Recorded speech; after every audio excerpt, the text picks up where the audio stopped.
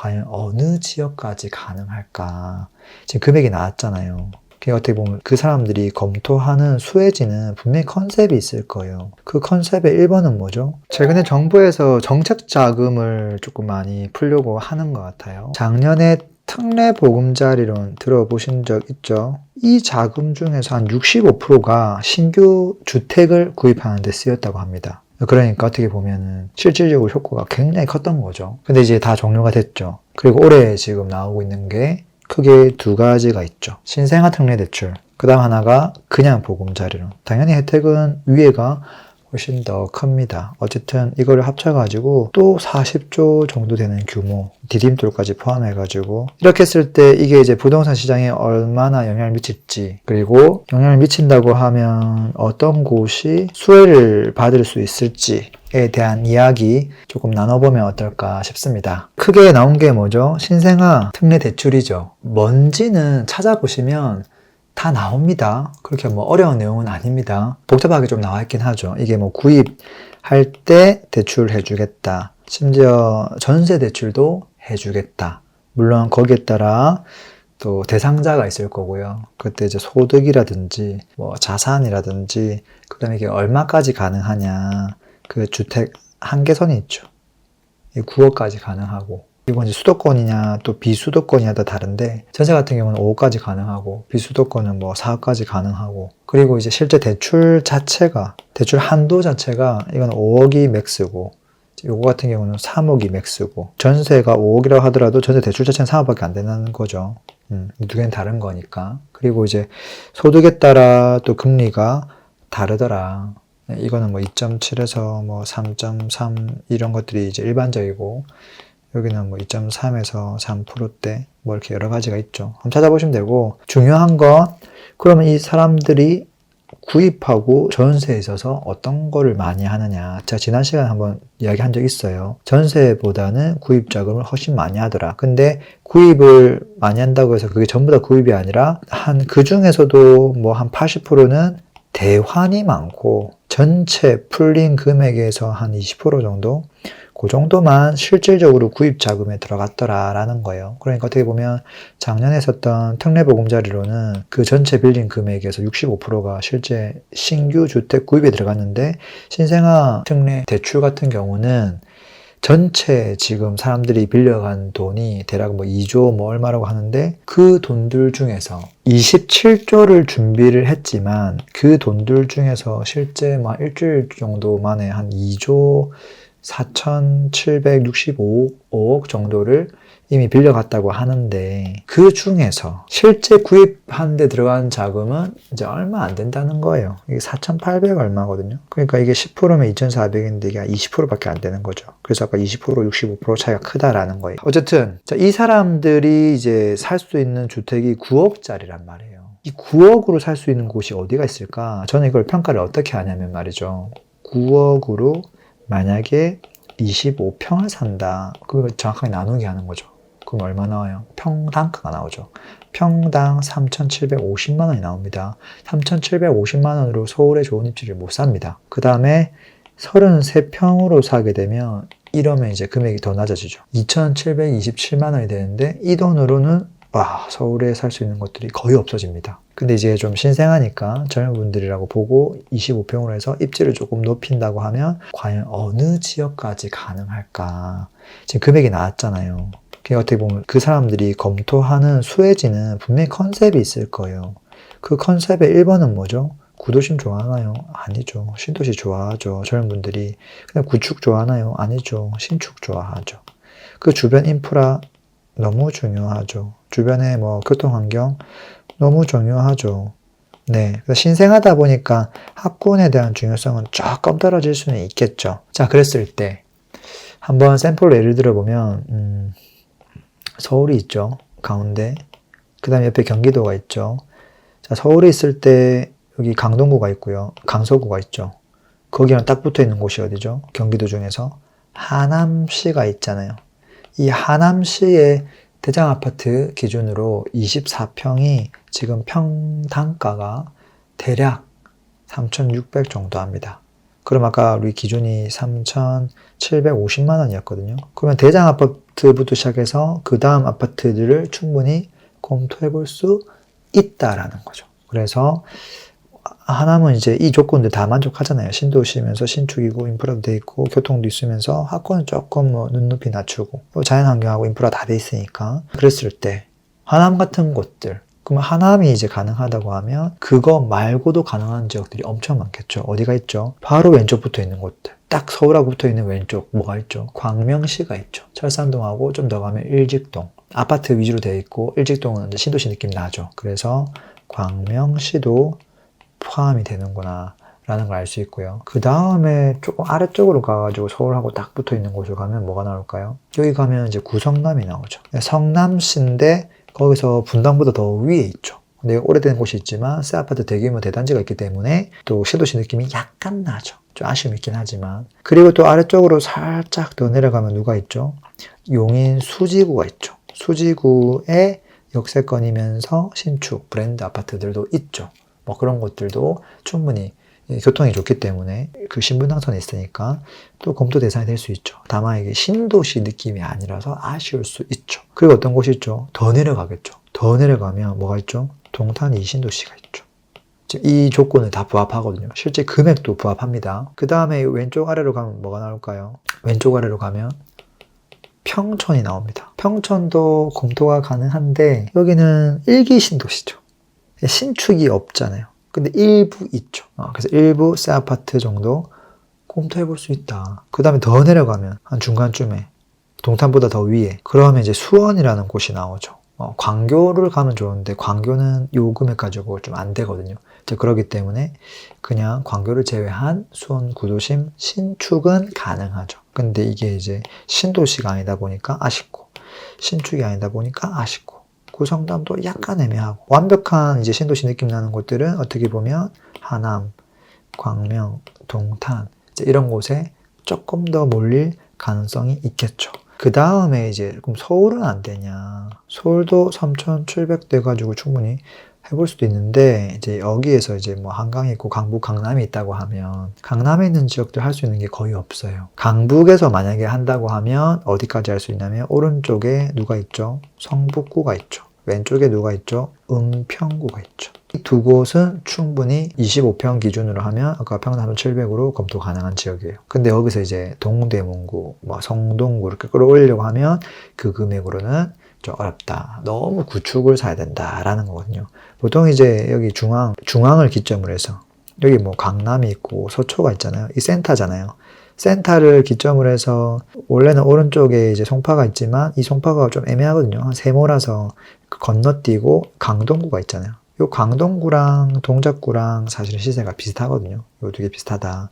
그 다음 은평구랑 성북구 비슷하고 그 밑에 있는 동대문구랑 서대문구 여기도 입지가 비슷하고 그것도 옆에 있는 성동구랑 또 마포구 또 입지 수준이 비슷하거든요. 이렇게 딱 끼리끼리 쌍을 맞으면 아 이게 어디까지 가능하구나. 그리고 이제 당연히 성북구 가능하다는 말은 그 위쪽에 있는 도봉구라든지 다 가능하죠. 근데 보통 더 좋은 곳을 원하니까 보통은 서울에서 검토를 한다면 요 정도 기름 뉴타운부터 시작해서 은평구 쪽에 있는 아파트들까지 검토해 볼 수 있겠다. 근데 이제 젊은 사람들이기 때문에 아무래도 구도심보다는 더 신도시 느낌을 찾을 것 같아서 더 수혜자가 될 수 있는 것들은 경기도가 되지 않을까. 다만 이제 여기에 해당하는 사람들이 신생아 대출로 해가지고 하는 분들이 숫자가 아무래도 특례보험자료보다는 숫자가 작을 수밖에 없거든요. 실제 지금도 이제 자금을 빌려가는 사람들이 대환이 훨씬 많고, 이제 그러다 보니까 거래가 조금 늘긴 하겠지만 이게 얼마나 늘까? 이게 지금 사실은 조금 보수적이고 물음표죠. 이제 그러다 보니까 시행한 지 얼마 안 됐기 때문에 얼마나 이거를 사람들이 더 빌려가고 진짜 거래가 증가하는지를 봐야 되는데 그냥 생뚱맞게 서울에 있는 뭐 강남 증가량을 보고 에이 이거 혜택이 없네 이렇게 보는 게 아니라 지금 제가 말한 이런 지역들의 거래량이 어떻게 늘어난지를 보면 지금 직접적으로 이 정책 자금을 활용해서 거래를 하고 있는지를 대번에 알 수 있는 거거든요. 그리고 실질적으로 이 사람들이 선택할 수 있는 곳이 이런 곳이 될 가능성이 매우 높구나 라는 것들도 이번 기회에 아시면 좋겠죠. 그리고 또 정책 자금 중에서 하나가 보금자리론이죠. 보금자리로는 뭐 대상자가 좀 넓기는 한데 대신에 금리가 그렇게 막 저렴하진 않습니다. 아까 뭐 저 위쪽은 한 3% 초반대면 어떻게든 할 수 있는데 이거는 거의 한 4.2, 4.5는 봐야 되거든요. 그 금리를. 엄청 저렴하지가 않죠. 또 뭐가 있냐면 6억 이하까지만 가능합니다. 근데 누군가 또 이걸 이용하겠죠. 자, 그랬을 때 6억 이하로 하려면 또 어떻게 해야 될까? 방금 제가 얘기했던 걸 똑같이 하면 됩니다. 6억 나누기 25평을 해보세요. 그럼 얼마 나오죠? 평당가가 분명히 나올 거예요. 평당 2,400만 원 나옵니다. 평당 2,400, 뭐 한 2,500 사이 정도 볼 수도 있겠네요. 이게 뭐 24평이라고 볼 수도 있긴 하니까. 자, 그럼 이 정도 돈 가지고 살 수 있는 곳은 어딜까? 앞에서 봤던 건 거의 9억 언저에 좀 맞췄던 거고요.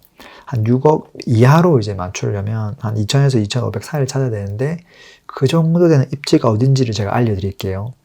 자, 여기 서울이 있죠. 서울에서 좀 어렵습니다. 서울 좀 포기하고요. 왜냐하면 여기 너무 구도심이 되니까 신축을 하면 또 금액이 너무 올라가고 그럼 당연히 경기도에서도 서울하고 딱 달라붙어 있는 이런 곳들은 조금 배제해야 됩니다. 그 다음을 봐야 돼요. 그 다음이 어디냐면 이런 지역이죠. 갈매지구. 가능합니다. 그 인근에 뭐가 있죠? 별내가 있죠. 가능합니다. 그 다음에 어디로 가야 될까요? 신도시 갈 데가 별로 없습니다. 왼쪽 위로 가야 돼요. 삼성지구가 있죠. 가능합니다. 더 멀리 가면 운정이 있죠. 가능합니다. 또 오른쪽으로 쭉 멀리 가면 김포 쪽 있죠.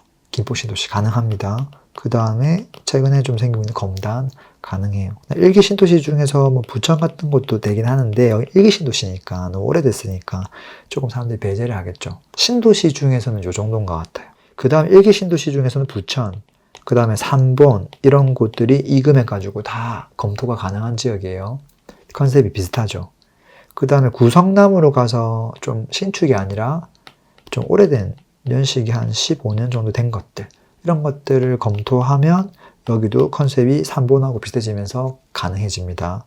근데 부천이 아니라 광명으로 가면은 이제 하안동 같은 곳들 거기도 이제 다 아파트가 구축이기 때문에 딱 그 정도 검토 가능하죠. 그 다음에 수지구 같은 곳도 사람들이 많이 검토하는데 수지구에도 신축은 안 되고 구축을 검토하면 또 가능해지죠. 그리고 뭐 수원 구도심도 당연히 구축을 하면 가능해지고 그러니까 신도시 중에서는 사실은 몇 개 없죠. 나머지는 거의 구축을 선택해야 된다. 그게 아니면 이제 입지를 더 멀리 선택해야 되는 거예요. 최대한 이제 좀 신도시 느낌 나면서 지하철이 연결돼 있으면서 일자리 가까우면서 하면 많은 것 같지만 많지 않다는 거예요. 그래서 이제 이 보금자리론을 쓰는 사람들이 선택할 수 있는 지역들이 이렇게 있고 이 지역이 앞으로 거래량이 어떻게 증가하는지를 보면 좋겠죠. 근데 이거는 기존에 9억 이하까지 혜택을 줬었고 조금 더 저렴한 금리로 할 수 있었던 시기가 있고 그게 작년도에 이미 다 검토를 하고 거래를 좀 많이 했기 때문에 아마도 지금 이걸 가지고 여기를 하려고 하는 사람 숫자는 많지는 않겠죠. 그러다 보니까 정책 자금도 10조 정도 이렇게 뭐 해놨다고 하는데 얼마나 할까 싶어요. 사실 저도 물음표입니다. 좀 미비하지 않을까 그런 생각을 하는데 그래도 만약에 한다고 하면 이런 지역들이 대상이 될 수밖에 없다. 그리고 이런 지역을 찾는 방법도 되게 심플하더라. 그런 이야기들을 조금 해드리고 싶었어요. 그리고 이제 만약에 내가 여기에 해당하는 당사자다. 실제 제가 이 똑같은 질문을 받았거든요. 랭구님, 제가 이 신생아 특례 대출을 이용을 해가지고 최대 뭐 6억에서 9억 사이의 아파트를 검토하고 있습니다. 검토하고 있는데 그 검토하고 있는 지역이 A, B, C, D가 있습니다. 근데 이 A, B, C, D가 정말 다양하더라고요. A는 어디였냐면 2호선이 있는 서대문구에 있는 모 아파트였고요. 그 다음 또 하나는 동대문구에 있는 또 구축 아파트였어요.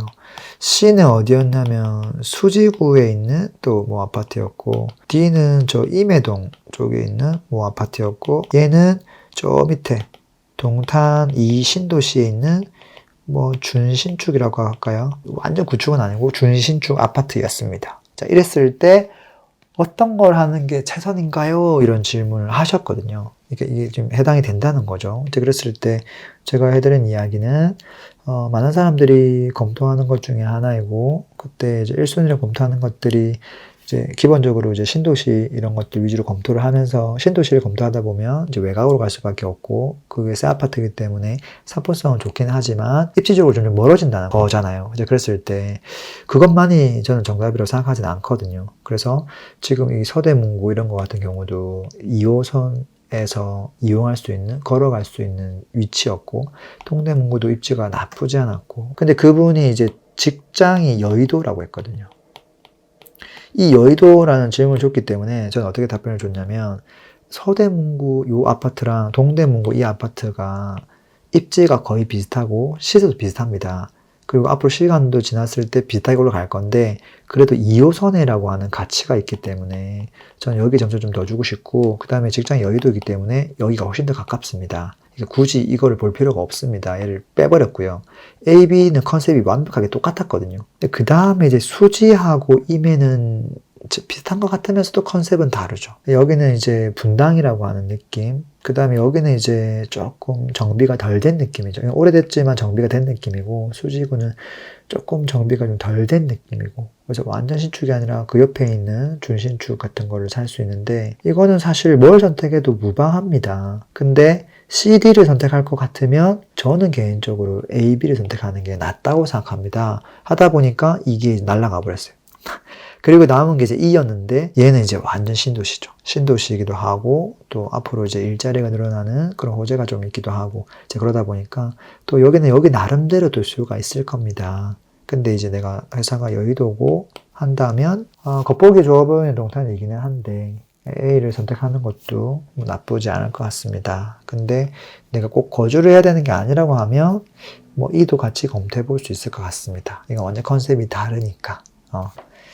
그래서 정답은 없는데 장단점이 다 있을 뿐입니다. 이렇게 하면서 컨셉이 비슷한 것들은 확실히 뭔가를 좀 제거하는 작업들을 하고 확실히 컨셉이 다르면서 장단점이 완전 다른 것들은 그 두 가지를 가지고 내가 어떤 걸 더 선호하는지 내가 어떻게 이용하려고 하는지 뭐 이런 것들을 좀 검토하면서 선택하면 어떨까 그런 조언을 해줬었거든요. 실제 이게 당사자라고 하면 지금 혹시 이 영상을 보는 분들 중에서도 이런 맥락으로 선택을 해 나가면 또 어떨까 싶습니다. 앞으로 정책자금 40조가 풀렸고 그게 어디로 지금 이제 정책자금이 풀렸는지 그리고 그게 이용할 수 있는 사람들은 앞으로 어떤 지역들을 검토할 가능성이 높은지 뭐 이런 내용들을 좀 전해드렸습니다. 네, 오늘 영상이 좀 도움이 됐으면 좋겠습니다. 감사합니다.